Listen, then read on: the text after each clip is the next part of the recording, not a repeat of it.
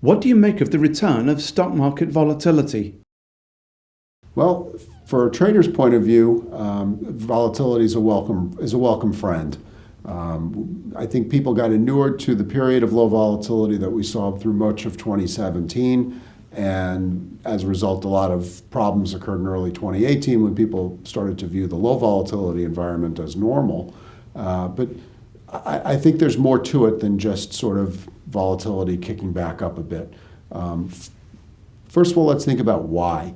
One reason, there's many reasons potentially, but one reason that keeps sticking out in my mind is I've heard somewhere someone alluded to the fact that with the Fed not actively participating in the markets to the degree they were, or the world central banks for that matter, that was going to lead to a bit more volatility.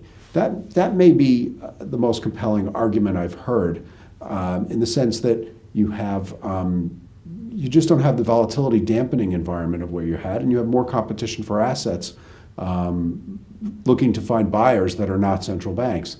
That is, in many ways, I think, healthy because it removes an artificial element from the marketplace, but it's going to take people some time to get used to it. The next thing I would take away from the volatility that we've seen is volatility tends to increase around turning points in the market. The problem is you don't know necessarily that it's a turning point until it's turned. It's still a little bit early to say whether we are forming a top here or whether we're consolidating at higher levels only to move higher. Again, that's one of those things that's answered in hindsight. I would say, though, the longer this persists, and if you start to see periods really continuing where there are lower lows and lower highs, that starts to present a turnaround. But we haven't quite found that yet. And the reason for that is the market's seeming reliance on the 200-day moving average. At the worst of the declines, both last week and in February, the market seemed to find a bid at the 200-day moving average and rallied sharply off that level. That's one of those things that works until it stops working, and I don't know when it's going to stop working or if it's going to stop working. Right now, that's the dividing line in the sand. The thing that would scare me the most is if we broke that 200-day moving average and there was no buying, or the buying failed.